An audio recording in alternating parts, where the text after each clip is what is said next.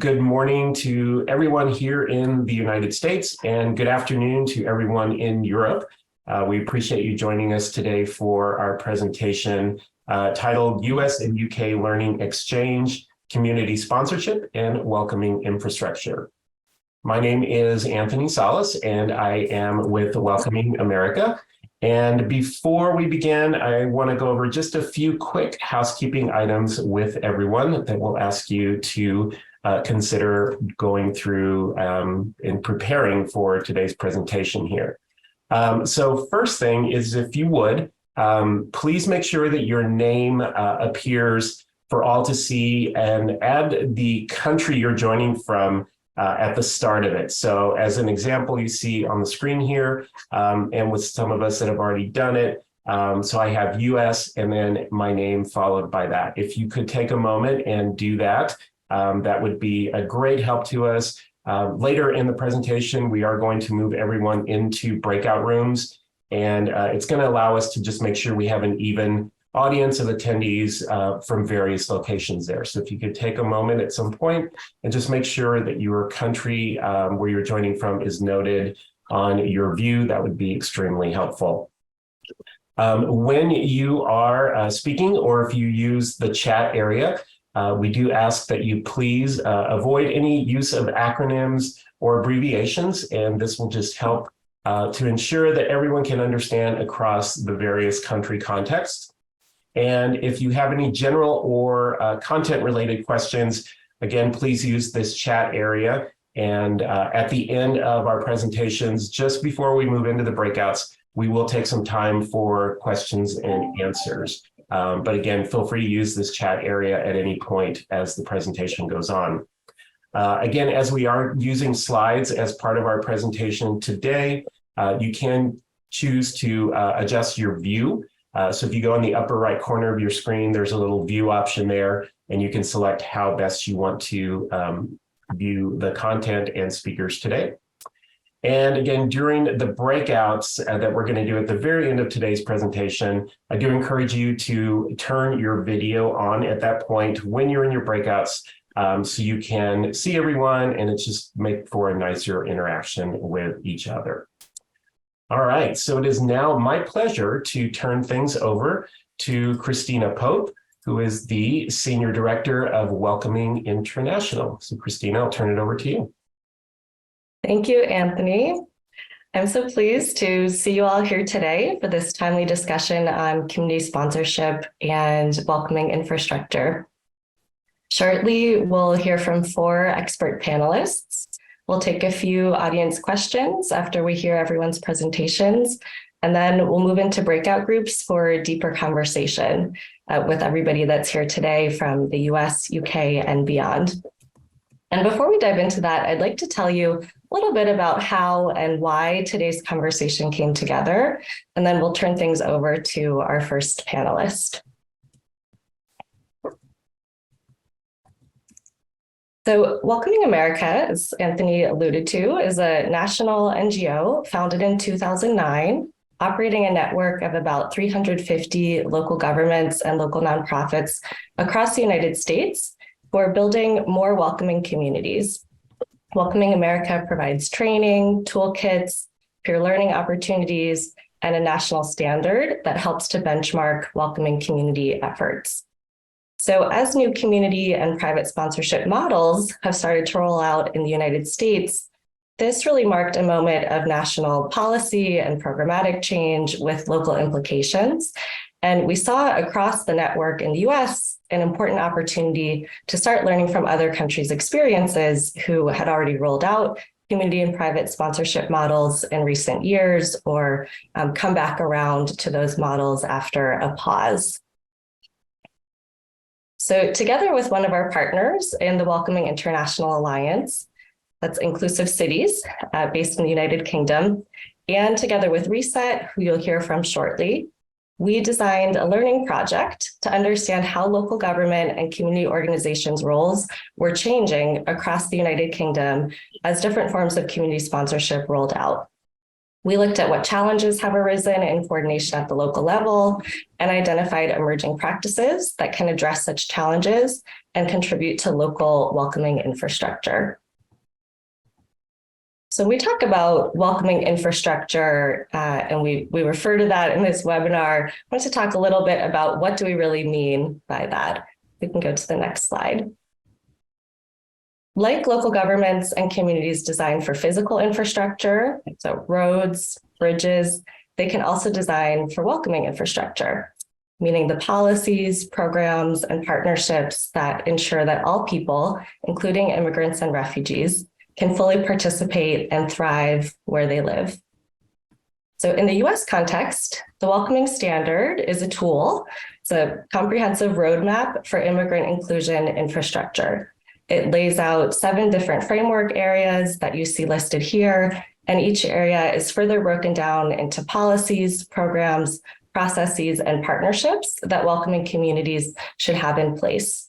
And then Welcoming America as an organization audits local governments against this welcoming standard to help communities see where they're doing really well and where there are areas for improvement in building out this welcoming infrastructure.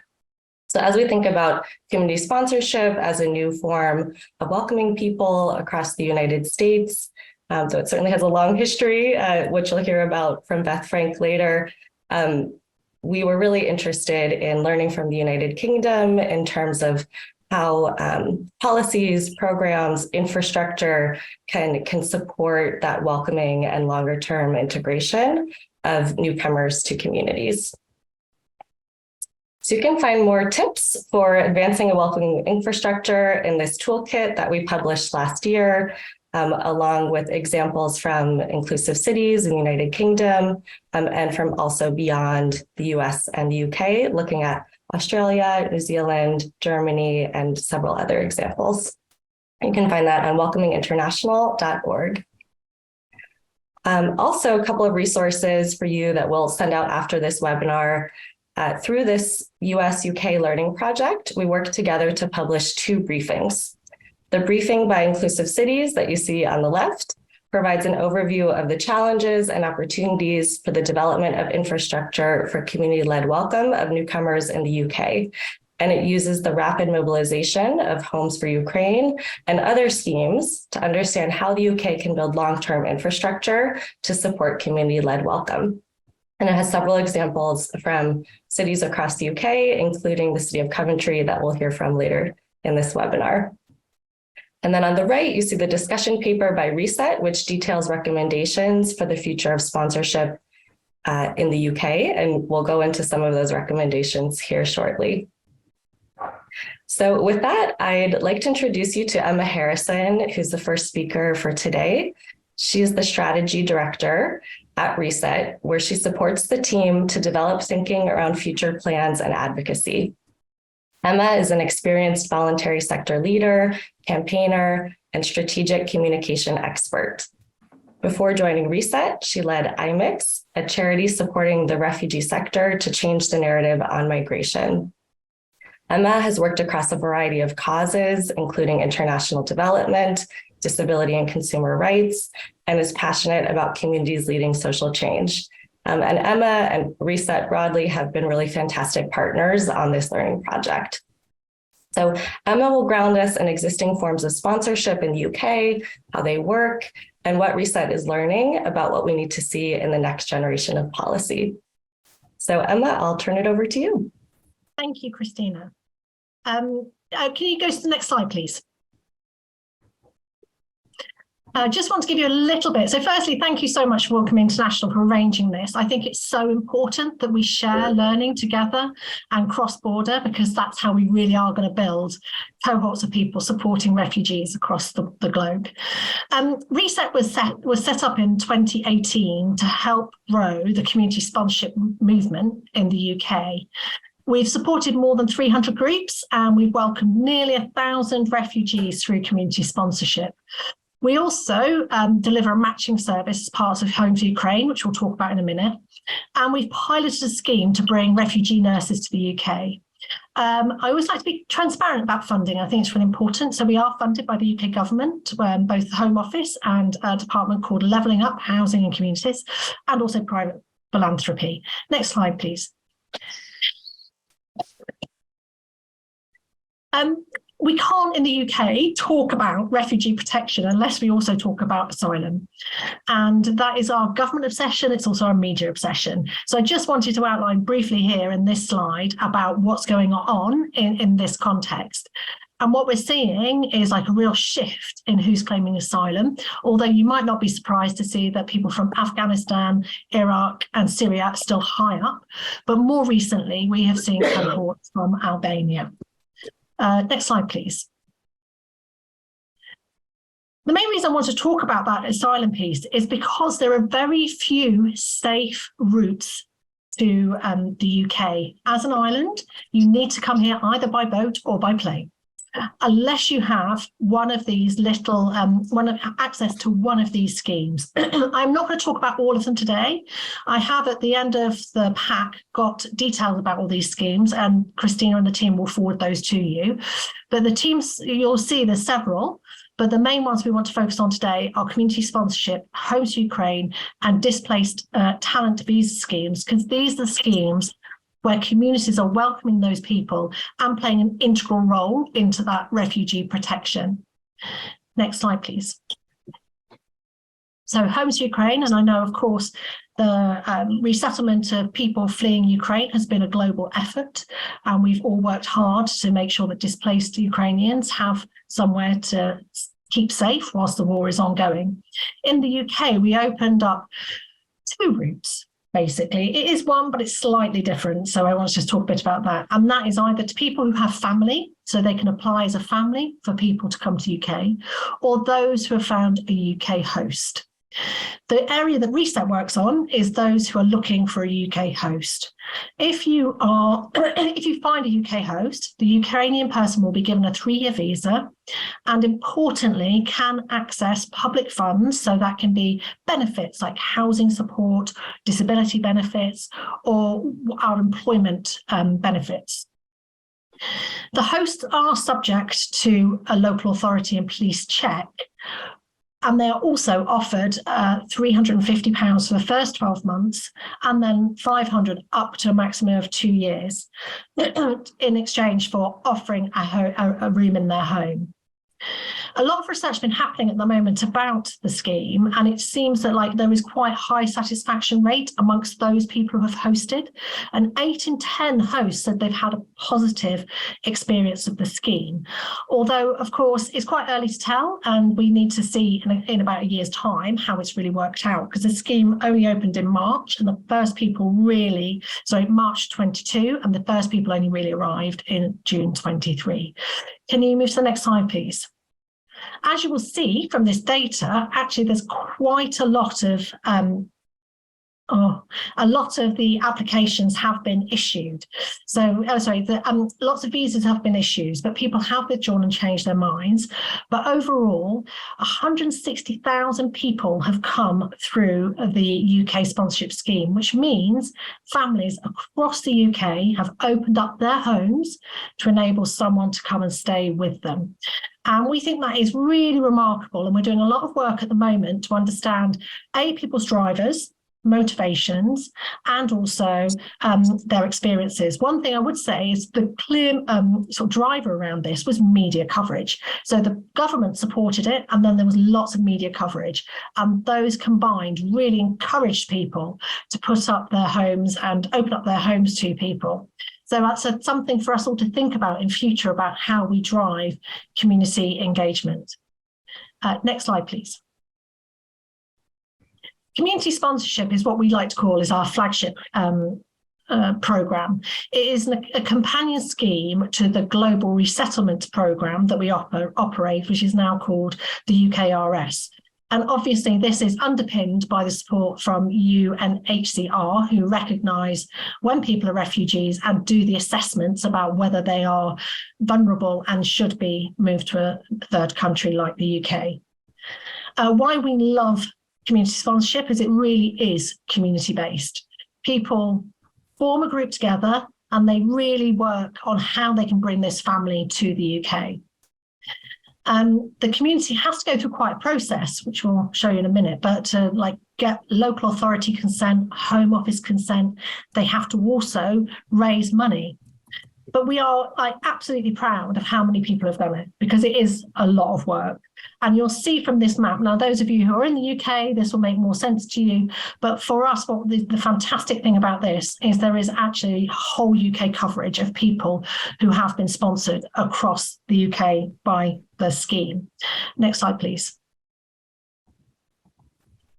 As you see, so this process is quite complicated, and the people have to really think about bringing a group together. So it's a big difference from Homes Ukraine is that you build a cohort of volunteers who are going to support each other through a year.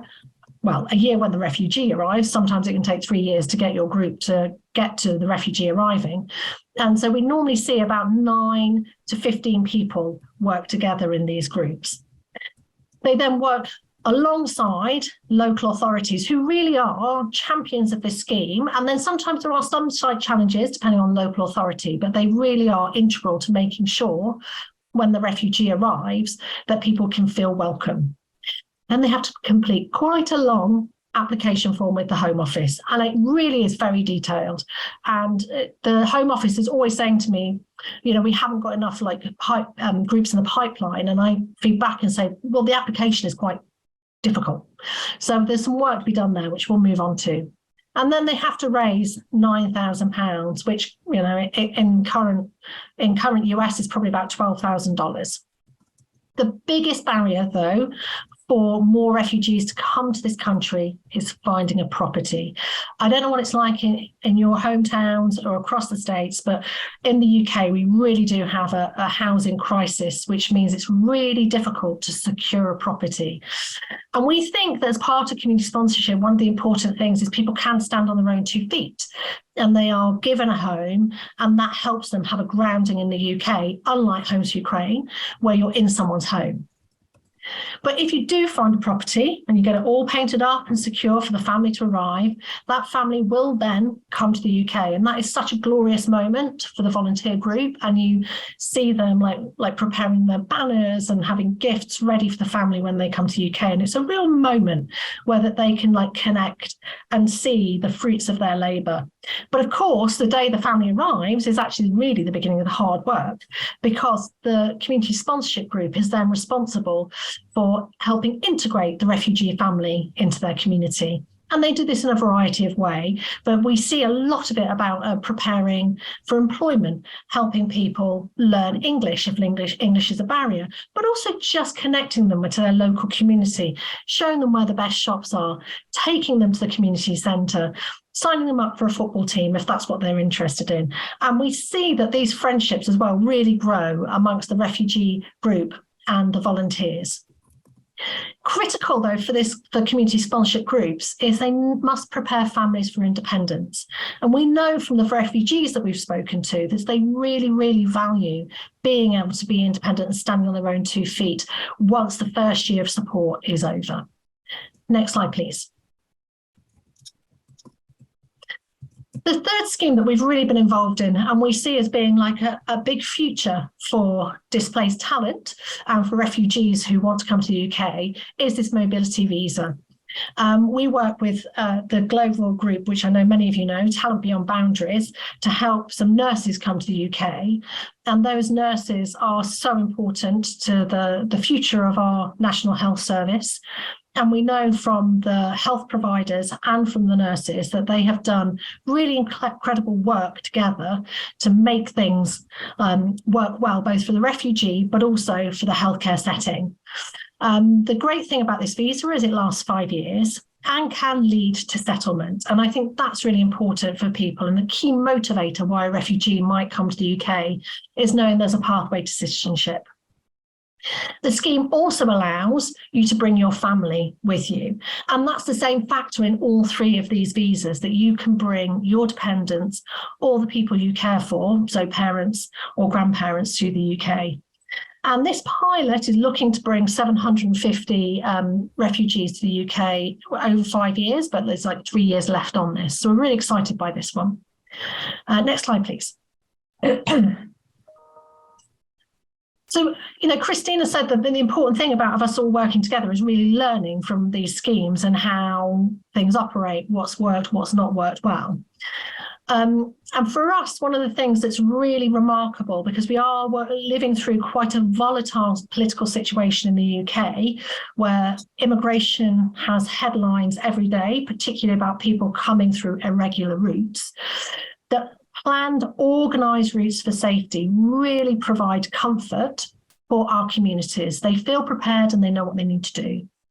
But it's also really supported by politicians and other decision makers because they can plan their things as well. I mentioned it when we talked about Homes to Ukraine, but I think it's so important that all of us recognise that crisis response really uplifts interest in various schemes. And people are so digital connected these days. They'll see something on their Instagram or they'll see it on TikTok and think, I want to help. So we all have to think about how we lean into those digital channels. The interesting thing about the Homes to Ukraine scheme is we found people who had never put themselves forward for this kind of scheme before, saying that they actually wanted to volunteer and sponsor refugees. And when we asked them about this as part of our recent evaluation, they said that endorsement really, really helped. But we have to be honest as well that some other communities really didn't like government endorsement, and they felt that they would want to do things which were more standalone. So the community sponsorship scheme appealed much more to them. We do know that having prepared communities is vital, but there is a balance that we need to strike. Homes to Ukraine was very little community preparedness, but what we found is people really got this thing. If you're a UK participant, you will understand this, blitz spirit, but it's that idea of we all come together in crisis and we help and we make things work.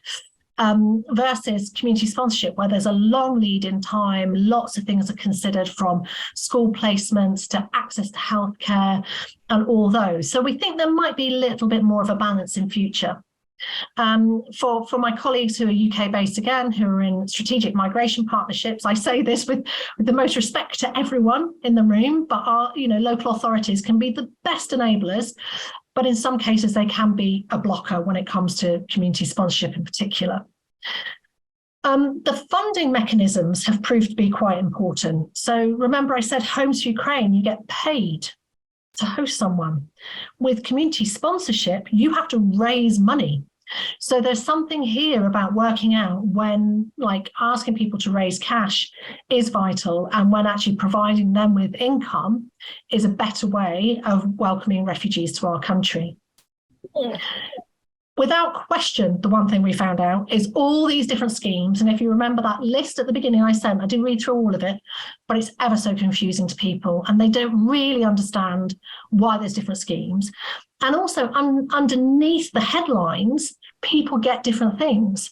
So in some schemes, like the Hong Kong welcome scheme, which I didn't mention, but they get, again, they get a 5-year visa, there's a route citizenship, there's lots of support, they can work straight away, but that doesn't apply to all of our schemes.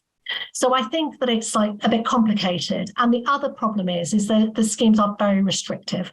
So to be able to apply for community sponsorship, you have to be registered with the UNHCR and be assessed as being vulnerable and in need. And I mentioned this before, but housing is our big challenge, and I'm sure we'll talk about that later. Next slide, please. So the future of sponsorship for us is, I think there's a big future for sponsorship. Thinking about how the UK government really wants to reduce asylum, but still wants to demonstrate its commitment to refugee protection, I think that we should be championing for an ambitious target and a minimum target for resettlement as opposed to a cap. We need a single scheme where it's easier to apply for visas, but it can flex to meet demands, but it always offers those same protections. We wonder, and it's a question for all of us, and I know the US and Canada it's different, whether there's a space to work collaboratively with more referral partners, whether US can actually say, hey, we've got this list, are you interested, UK? As well as looking to the UNHCR to ensure the robust need for refugee protection. We think there's something around being able to sponsor one person. So community sponsorship is normally a family or a group, whereas we know that there are people who are fleeing persecution because they're LGBTQ and are on their own, and we believe that they should be able to access a community sponsorship group. We also think that it is important, and we learned this from Homes for Ukraine, that you can name who you want to sponsor. It means that more people will join the sponsorship journey because they will be able to sponsor someone from their home village in Syria or from who are fleeing Sudan right now. But we do think it is important that we retain that ideal of welcoming the most vulnerable people who need our support. And we think that we want to work with local authorities to have a refreshed look at how we can work together on local authority permissions, so the local authority has got the right information at the right time, but also that we can bring more people to the UK. And finally, some flexibility around fundraising. If you are bringing one person over who is very educated, has got work experience, you might not need to raise £9,000. Equally, if you've got a family of multiple generations with complex health needs, you might actually need £15,000. So we think there should be a bit more of a flexibility around this. Next slide, please. So looking forward, and then I'll just wrap up, we are looking to work with our partners in government to try and get changes pushed through. We're also working with local authorities and our community sponsorship groups to see which processes and procedures need tightening up or freshening up. A big thing that we're trying to do is work with the public through our digital outreach and our campaigns like Communities, which you can see in the top right corner, to really get them to understand what sponsorship means and why refugee protection is so important. And also internally, we're doing a lot of preparedness about future challenges and how we can meet those opportunities, how we can flex and scale our work to be able to welcome refugees. I mean, the big challenges we have got there is there's a general election by the end of next year, which means all bets are off. We don't know what people are thinking or what changes might come. So we are working with all of our allies to try and influence the political party manifestos. But overall, I think the future is bright, but there's just a lot of challenge, but we're absolutely ready to fight it. And I think that is the end of my presentation. So thank you very much. Thank you so much, Emma, for those really helpful observations that I think provide some reflection points for the US audience, especially that's listening today. We'll take a few questions for Emma and the other panelists at the end of the presentation. So please write your questions in the chat and we'll circle back around to those shortly. Next, I'd like to introduce you to Elizabeth Frank, who's the Welcome Corps Program Director for the Community Sponsorship Hub. That brings nearly 20 years of experience in global and domestic migration, including refugee resettlement, processing, community development, and emergency response.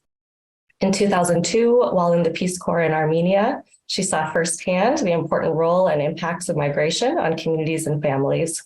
And since then, she has led program and evaluation efforts for refugees living in Cairo, Egypt, migrant populations in the US affected by natural disaster or public health crises, and Darfuri refugees in Chad. So I'll turn it over to Beth to provide some insight on community sponsorship models in the US. Hello, everyone. Glad to be here today and happy to be talking with all of you about community sponsorship. And I'll briefly go through community sponsorship in the US, including a few examples of what we've seen recently. I'm with the Community Sponsorship Hub, and at CSH, we are dedicated to growing the role of communities in the protection, resettlement, and integration of refugees and other forcibly displaced people. Community has been at the center of the US's long history of welcoming refugees. from refugees resettled to the U.S. after World War I from war-weary Europe, to those arriving from Vietnam in the aftermath of the Vietnam War, to refugees from across the globe in the 21st century being resettled across the U.S. Communities have been a part of this work to welcome and resettle refugee newcomers in various ways, whether through faith communities, ethnic-based organizations, or through neighbors stepping forward to welcome new neighbors. Over the last year, several times, people that I've interacted with through this work have talked about experiences they or their family has had over the years, over the decades, in welcoming refugees or being welcomed by communities. This work has deeply resonated and impacted on people's lives, and their motivation to ensure this tradition continues oftentimes stems from this. Some have talked about the lifelong friendships they've developed with families through sponsorship. On the next slide, we see what community sponsorship is. And so today, as we explore that, we can think about that in the US, community sponsorship is when groups of individuals come together to commit to providing clearly defined financial or in-kind contributions and volunteer services to support the newcomers' welcome and integration. The sponsor groups are paired with refugees or other forcibly displaced individuals or a family as part of those individuals or that family's resettlement. On the next slide, we see a few examples, on this slide, we see typical sponsor responsibilities. And so sponsors welcoming through community sponsorship provide an array of services and supports, typically including what you see here. And this generally aligns with what resettlement agencies are providing through traditional resettlement. On the next slide, we see that community sponsorship has benefits for all those involved. And this is a core motivation for why the Community Sponsorship Hub exists and for why many within the US are involved with community sponsorship and even globally. It increases refugee access to social capital and supports refugee integration. It brings communities together in shared acts of services, and it can foster more welcoming attitudes towards refugees, asylees or asylum seekers, and other forcibly displaced populations. One example of a sponsor group that we've worked with recently talked about that as they were preparing, they were shocked by the outpouring of support from their overwhelmingly conservative community. Watching the community unite across ideological divides to welcome newcomers was their inspiration to welcome multiple families in just a few months. News spread throughout the state for this group and for this community, all the way to the governor's mansion. They actually received support from the governor and his family through their own charity. So we see examples where this work leads to growing, welcoming, and growing support within communities. On the next slide, we see a few examples of community sponsorship within the US. And over the last few years, there have been increased opportunities for communities to be engaged in welcoming newcomers through community sponsorship. We'll talk briefly about some of these growing opportunities, including co-sponsorship, the Sponsor Circle program, and the Welcome Corps. And there are other examples as well that we won't get into today. I wanted to quickly note that there is a distinction between fiscal sponsorship and community sponsorship. In fiscal sponsorship, and so in the US, the Uniting for Ukraine is one example of this. So in Uniting for Ukraine, sponsors or supporters are primarily responsible for declaring financial support of individuals entering the US, and fiscal sponsorship typically requires only a single individual to sponsor. Now, some organizations, including Community Sponsorship Hub, have used the community sponsorship model to provide additional support, an extra level and layer of support for sponsors that might be engaging through fiscal sponsorship. So we also see how community sponsorship continues to expand to support new populations or support other forms of sponsorship that we might see. On the next slide, we see co-sponsorship.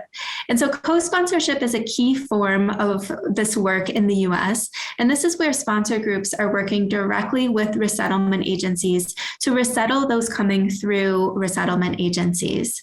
This has been the main form of community sponsorship we've seen in the US over the last several years. And in the last few years, there's been additional efforts to define co-sponsorship to ensure consistency across various resettlement agencies that engage community members in this way.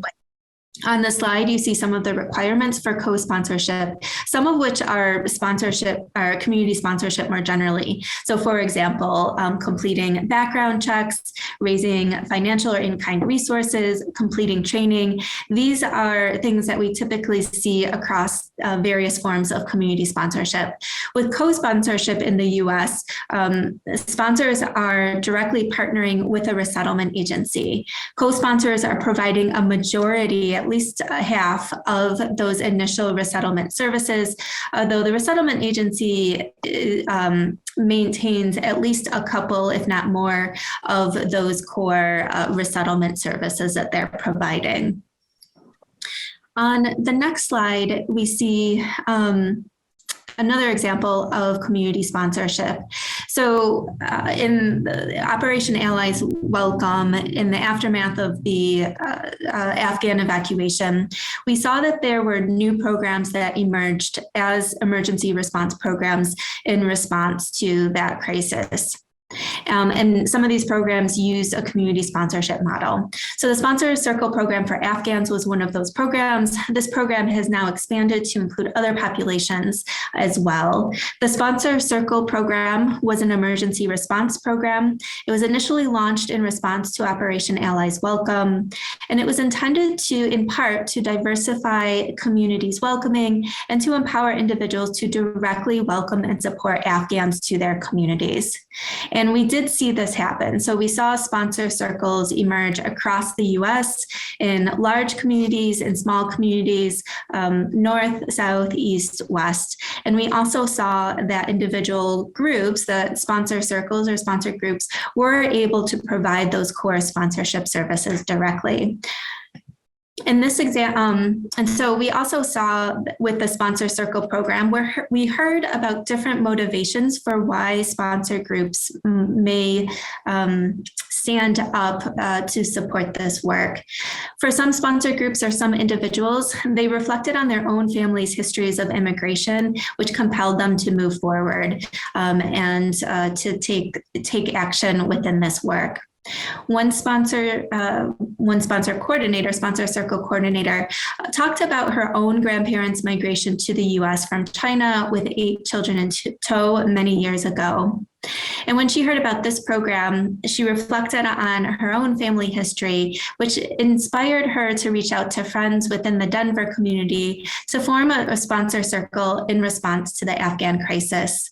Through her work, she recruited local community members, including those involved with local synagogues, nonprofits, and her own personal networks to mobilize 3 different sponsor circles that have welcomed Afghan newcomers.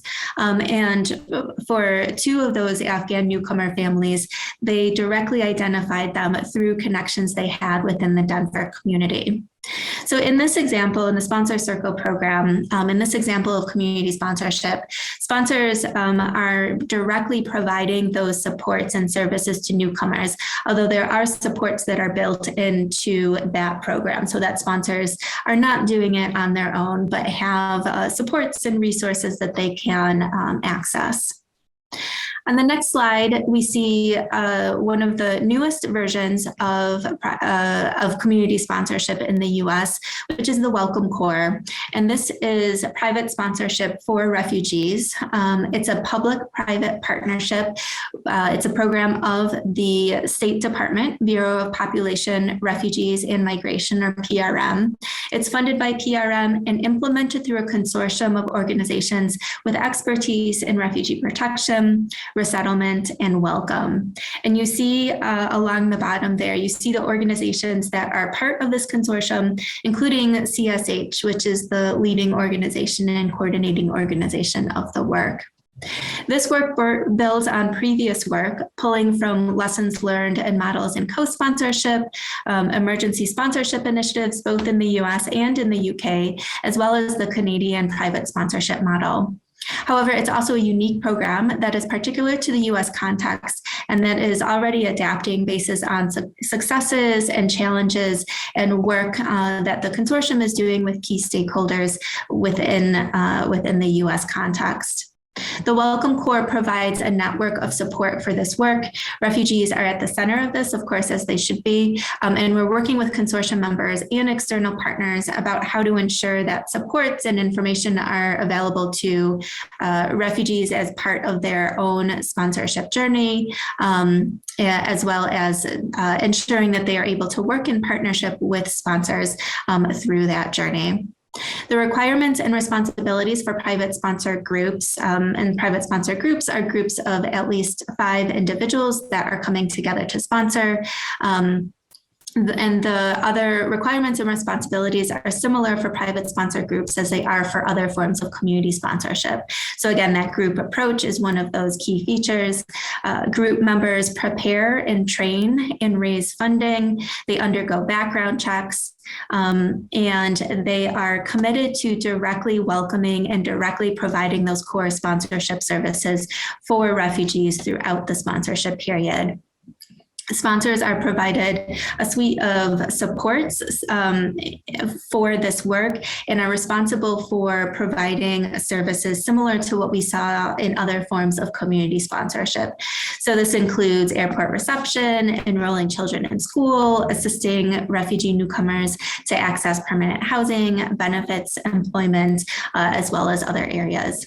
In the Welcome Corps, the sponsor groups are the ones directly responsible for carrying out this work. But as I mentioned, I have a network of supports to support in this process. So I will leave it there. It's a bit short and sweet, but I will hand it back and happy to answer any questions. Thank you so much, Beth, and appreciate the short and sweet, but really packed with helpful context presentation. From here, let's turn to the city of Coventry to discuss what challenges have arisen in coordination at the local level in this city in England, and also emerging practices that can address such challenges and help contribute to local welcoming infrastructure.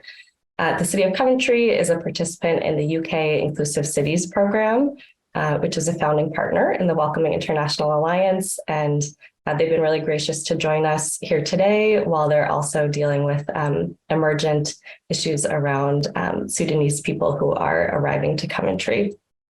So a little bit of background on our 2 presenters. Peter Barnett has led Coventry's Library and Information Services since 2014. As well as being responsible for libraries, he leads on the council's work in migration, also commissioning external advice services. Having worked at the council since 2003, Peter's previous role was as manager of the Health Development Service, which focused on lifestyle and behavioral change and combating long-term health inequities. His background is in support to elected members and policy development. Alongside Peter, Inderjeet Kaur is an experienced policy development professional with over 2 decades of experience in the UK public sector and local government.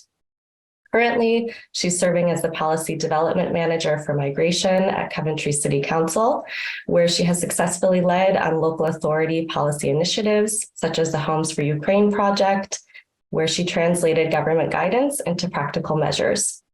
And she's also driving the One Coventry Together integration strategy by actively engaging with migrants to prioritize needs based on lived experiences. So without further ado, I turn it over to Peter and Inderjeet.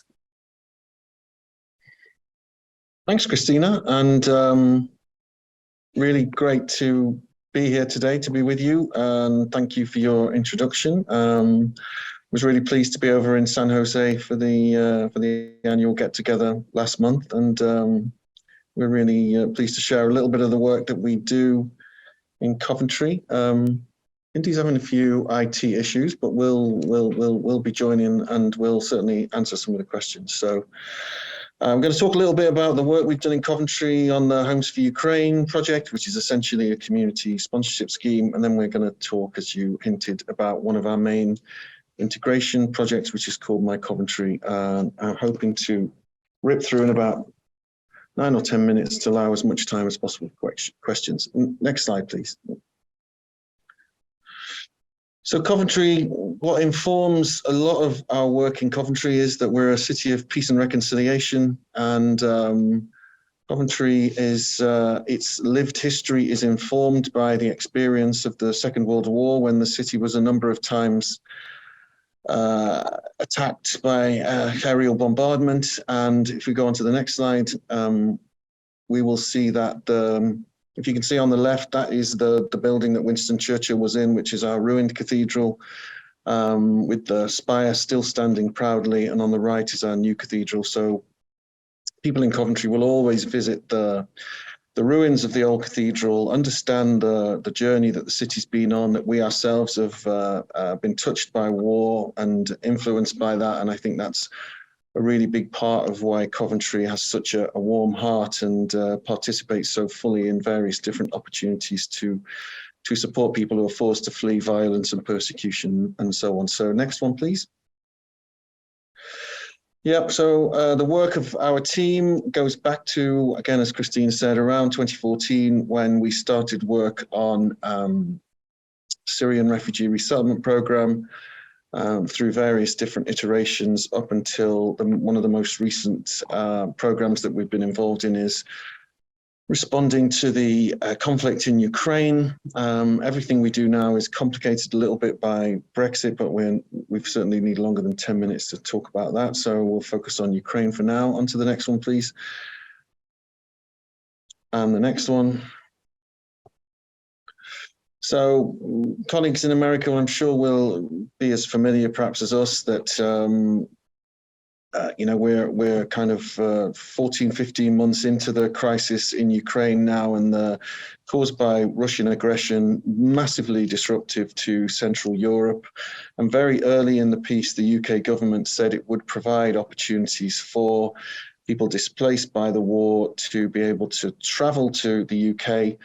So far, latest figures are that around 300,000 people have moved to the UK from Ukraine, but this pales into insignificance compared to the sort of numbers that Germany and Poland have been receiving and continue to receive. But we are certainly, pleased to take part in Coventry, and Coventry people have responded positively to this opportunity. On to the next one. Sir Frank Wickle, and we've spent lots of instances, doing orange and blue, yellow and blue, lighting up of the city to make sure the public are fully engaged in the different things that we're doing. On to the next one. Got lots of nice pictures of Coventry for you. So it's a community sponsorship scheme at its core. So what happens is that there's a connection made between a Ukrainian national who wants to come to the UK and a sponsor in the UK who wants to provide a place for people to stay for a minimum 6 months. I'm sure Reset talked a little bit about that in the earlier presentation. There's a government process that operates behind this, and the local authority was given a set of tasks to deliver at relatively short notice, and an expectation that we would take part. So we used a local charity that is focused on refugee and migrants' rights to act as a kind of broker to facilitate as many opportunities for matches as possible. And if we go on to the next one. These are the different functions that we've been concentrating on. So we made some arrangements for initial reception, but largely the sponsors have dealt with those. We've spent a lot of our time focusing on safeguarding checks, not particularly for the visitors, but of course, the concept of putting people into refugees into people's homes means that as a local authority, we want to make sure that everybody's safe, particularly those families who are bringing children over to stay in the city. It is very different to the way most refugee programs work, in as much as normally refugees who come to Coventry will have their own front door. So this is quite different. So the safeguarding work has been a big part of what we do. Also, we've administered the £200 welcome payments. We've made sure that all the children are registered into local schools. Also, any of the adults coming, we've put them immediately into English language tuition. We've done a lot of work on helping people into employment, which we'll talk about in a minute. And we've arranged for the payments to be made to the sponsors. So in this scheme, £350 a month is the amount that was made available to the sponsors, which meant that, again, just helped to have a relatively high number of people putting themselves forward. On to the next one. And on to the next one.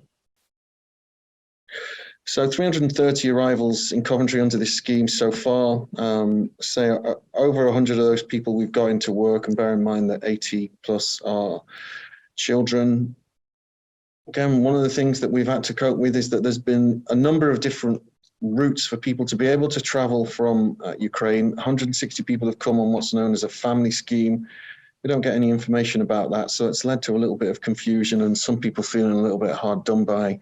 Where we can, we've tried to make different resources stretch to people irrespective of their program they're on, but that's not always straightforward. On to the next one. We've done a lot of work on welcoming people to the city. This is one of a number of welcoming receptions that we've had for Ukrainian guests. This was our Lord Mayor during the first year of the operation of the programme.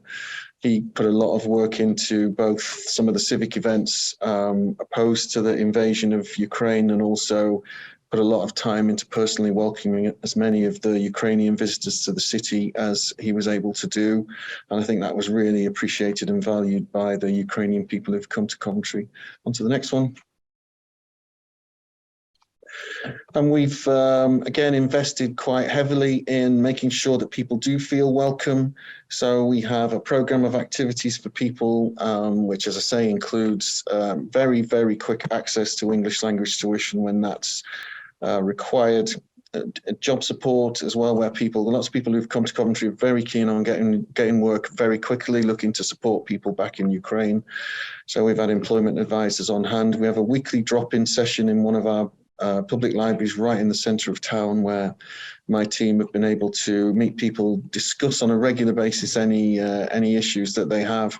It's also acted as a place where the sponsors can come and see us and talk about things face to face rather than expecting to arrange appointments and so on.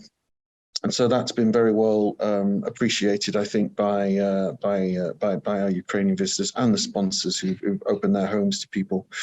We provide people with a bus pass when they come to Coventry, 2 months minimum bus pass. Sometimes people take it straight away. Sometimes people wait until they get a job, for example, and take it up then, which helps them just to get into their new employment. We have something called a GoCV card, where people can access local programs, and we also give people a library card, as I would as head of libraries, which is appreciated as well. On to the next one. We have as I say, that's the drop-in, those are the English lessons. On to the next one.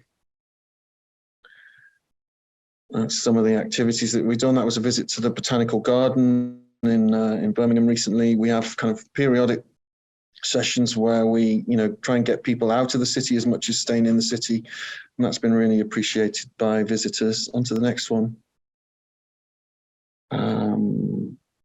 Yeah, we've got information on the website, which again has been used to help with the matching process. A 24-hour kind of email inbox, which we kind of reply to fairly promptly. Lots of work with partners. On to the next one.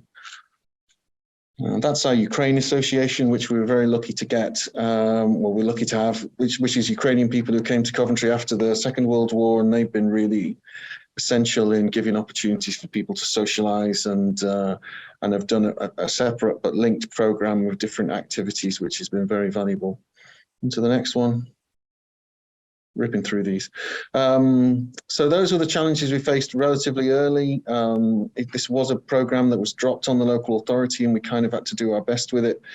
It's kind of worked okay. I think lots of people have criticised Homes for Ukraine in the UK, but for me, it did what it said on the tin. It gave almost 200,000 people the opportunity to find somewhere safe. We've had very few failures in terms of the accommodation in Coventry, and that's certainly in part down to the work that we do to maintain matches and make sure people feel supported while they're here. We still have the issue about the family scheme where I think it would be really helpful if people were at least referred to the council when they come on the family scheme, but that's not the case. Government works in its own way. On to the next one, please. That's my team. Again, on to the next one. They're amazing. So My Coventry is one of our programs that is funded entirely by the Asylum Migration Integration Fund. It was something that was administered by the UK government, so any complexity really was largely originated in Whitehall in London rather than in Europe. It's intended to be, how do you help people to integrate into local communities and deal with the challenges that are there for them to adjust. On to the next one, please. Our program was really all about kind of how do people understand how the city works, how do they understand how they can participate in the city. Lots of work on language support, lots of work on employment support, volunteering opportunities. And it's all about like really engaging with newly arrived communities, mixing people up, getting them to meet people from the host community, and try and accelerate that period that they have between them coming to the city and feeling like Coventry's their home, My Coventry being the name. On to the next one. My Coventry is your Coventry. On to the next one. Lots of nice pictures of Coventry. We love it. This is what funding we got, which is actually quite, a decent amount of funding. Around 2.5 million, 3 million that we've had. It's been very well used by some of our key voluntary sector partners. As much as we can, we've tried to invest the funding that's come from My Coventry into the key voluntary sector organisations in the city that people from newly arrived communities first contact, so that we try and cut out as much as we can the kind of whole referral thing. And those are just a list of the projects. I can talk more about that in the questions. On to the next one. Again, we've gone out and tried to find the places where migrants are, rather than, I say, overcomplicating things. So lots of work in the city centre, lots of work in working with community organisations. On to the next one. This is our theory of change, which again, it's quite a busy slide, but quite interesting, perhaps if anybody wants to look at the slides later, in terms of looking at the different domains that we have. And I would also point to the arrows, are kind of going up towards the aim. We've tried to make it as much as we can really grounded in the experience of people and the barriers that they tell us they are experiencing to prevent them from contributing and feeling like they're in a good place and integrating in the city. It's all about people. It's all about trying to change the narrative of refugees and migrants being a kind of drain and a problem, and more about celebrating the contribution that they make. And we've done some really good work with that. On to the next one. Sorry, I've gone over. Here's a picture of people learning some practical skills, supported by our university, which is amazing in terms of its adaptability. We have a kind of fab lab and kind of furniture factory where people learn skills and get some simple qualifications, which we've had some really good job outcomes from. On to the next one. There's a hint of the range of different nationalities of people that we've been working with over the last 18 months or so, and a hint as to how long people have been in the city. Again, there's various ways that people come to the UK where sometimes it's quite hard for them to access services. So quite a few of the people have been in the UK quite a few years before they've actually accessed language support or some of the kind of civic engagement support that we've been offering people. On to the next one, please. And the next one. So that's just one of our providers and the different offer that they have. So we've got 4 or 5 key providers. A number of the courses that they run. Again, we're very, very happy with the outcomes that we get from St. Francis, based in one of our churches in the middle of the city. Very, very good at shaping what they do. Yeah, and I need to finish now. On to the next one. That's the last one. Okay, good. So sorry for running over, Christina, and happy to pick up in questions any points that people have raised. Appreciate that very much, Peter. Thanks for really an excellent presentation. And we'll share these slides out later so people can zoom in on that data. So big thank you to all of the speakers for some really helpful information today. We have time for a couple of questions before we go to the breakout groups. So we've been keeping an eye on the chat and we'll take a couple of those. The first one is for Coventry, and perhaps Inderjeet could weigh in on this one if your tech is working now. The question is, does Coventry provide direct resettlement services to newcomers, or are there resettlement agencies like in the US who are involved in the resettlement process? So perhaps clarifying a bit some of those differences in the resettlement responsibilities. Hi, thanks, Christina. Unfortunately, my video is still not working, but I can still you can still hear me, I hope. Yeah, I think we do provide, as a local authority, we are part of a number of resettlement programs. We have been since 2014, when the government introduced the Syrian resettlement program. We were one of 3 local authorities. The government asked for local authorities to volunteer, and it was we were one of the first local authorities alongside Leeds and Bradford to do that. And I think that's a testament to our city being a city of peace and reconciliation, and a city of sanctuary. So yeah, we have a number of different schemes through the resettlement program. I don't think we have anything, but we do have kind of local, we've got a network of local voluntary sector and charity organisations that just kind of organically developed during our 8 years we've been in migration, and they're key to our delivery. So it's not so much local authority led, it's very much coordinated by us, but very much in partnership with the third sector, who provide that vital kind of wraparound support and key kind of interventions. But yes, it's definitely a collaborative support effort with our resettlement. Thanks. Thanks for that. That's really helpful. We'll take one more question here, which is for Reset specifically. You talked a lot about preparing communities, Emma. Question is, do you see different types of sponsor preparation needed for welcoming different populations? And referencing how Ukrainians are seen as European and culturally similar, some background of generational migration to the UK, compared with other populations that have come in recent years? Such a great question.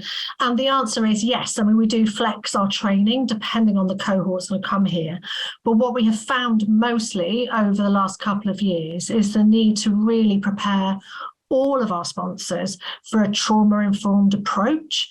And I think it was one of the things with particularly Ukraine, people just didn't think about the impact of war, suddenly leaving your home and then coming to a new country and what trauma you're bringing with them. So we've done a lot of work there. The other thing we found through community sponsorship is that people are very keen to welcome those who have been displaced from countries where there's already a cohort in the country. So we know that some communities got like big cohorts of and diaspora of Afghanistan, so are looking to bring more Afghans there. So then we really engage those communities in helping us do the cultural awareness training, because I think that's a big sort of like the biggest bridge that we have between some of our cohorts. I think one of the things that we're looking forward to, and it's really interesting to hear Peter say that Coventry is looking to welcome some Sudanese, is we've got some very big diaspora groups of Sudanese in the UK, and we are a bit disappointed that the UK government has not opened a scheme for people from Sudan. But we hope that we'll be able to work with the diaspora groups to really encourage them to help apply for people to come from Sudan. So we really do think about those localities, diaspora groups, and how to ensure that sort of cultural sensitivity. I think that's quite relevant for the US audience as we think about naming being part of the programming here. And that engagement of existing communities. So thanks for that, Emma. So our time together is short, but really want to extend a big thank you to the panelists today. Also, thanks to the longtime partners on this learning project. There's a lot more for us to explore together in the coming years. And also thanks to the attendees for joining today. We'll circle back with everyone who attended to share those slides and the links that have been shared in the chat. So look out for that link.